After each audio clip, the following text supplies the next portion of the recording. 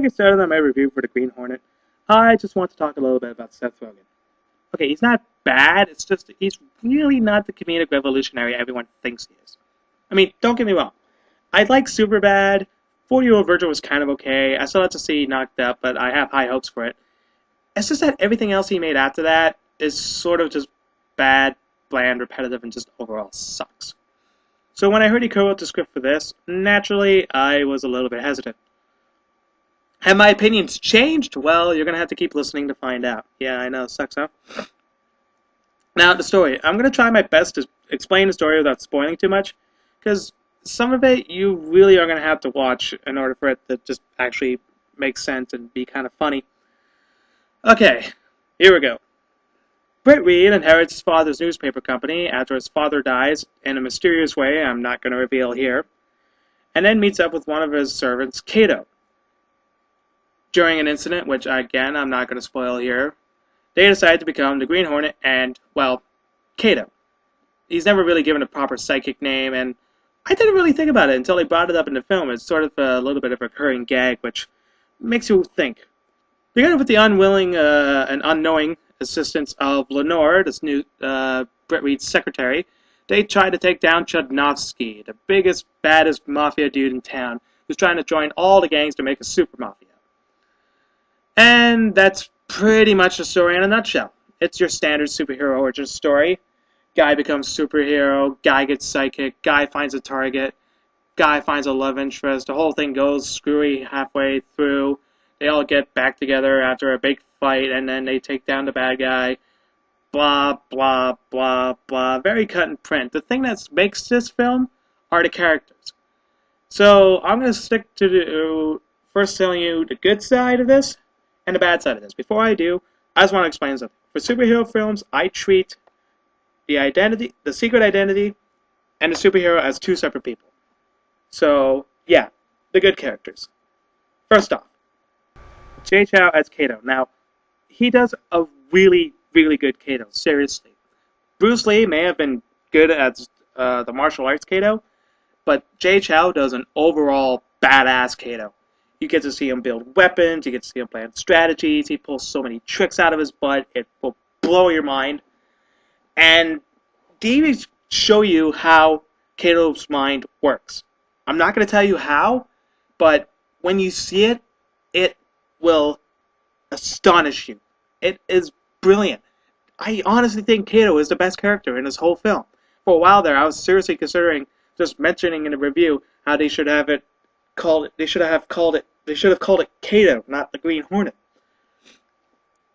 Christoph Waltz as the villain Chudnovsky. Well, they sort of had to make him up for this film because the Green Hornet never really had a set bad guy. But I think they struck gold here with Chudnovsky because despite the fact that he's the head of a super mafia that he's trying to build, he's sort of very humorous and very aware of himself.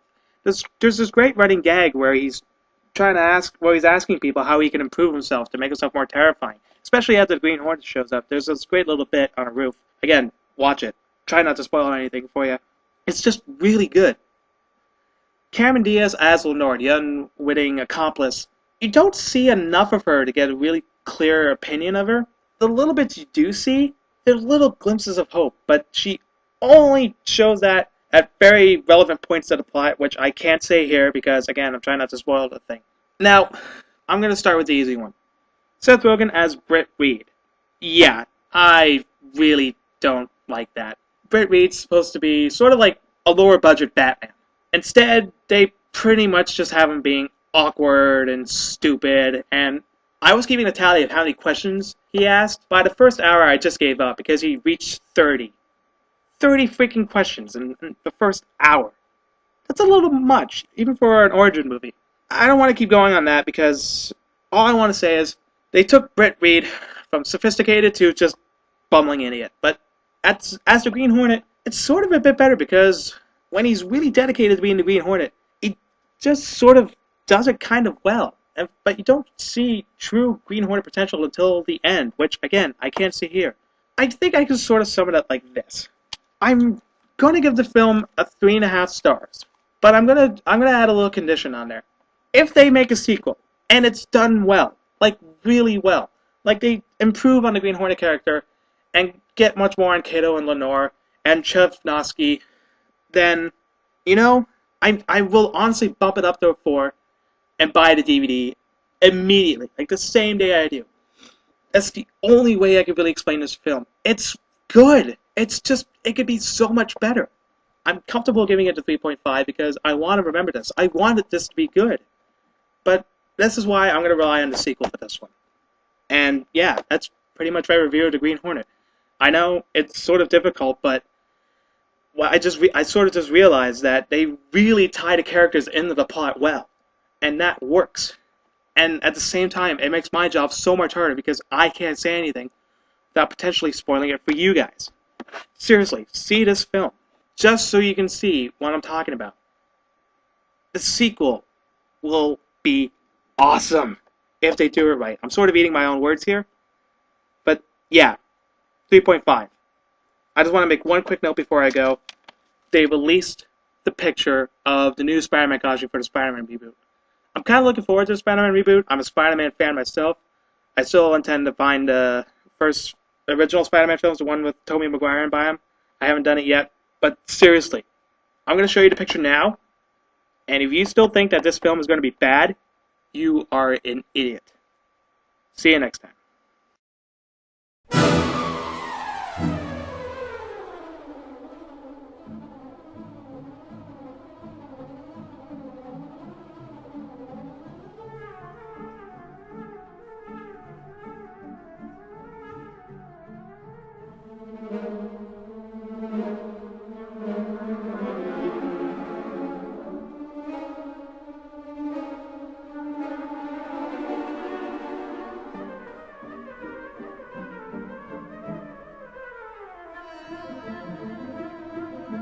Before I review the Green Hornet, I just want to talk a little bit about my thoughts on Seth Rogen.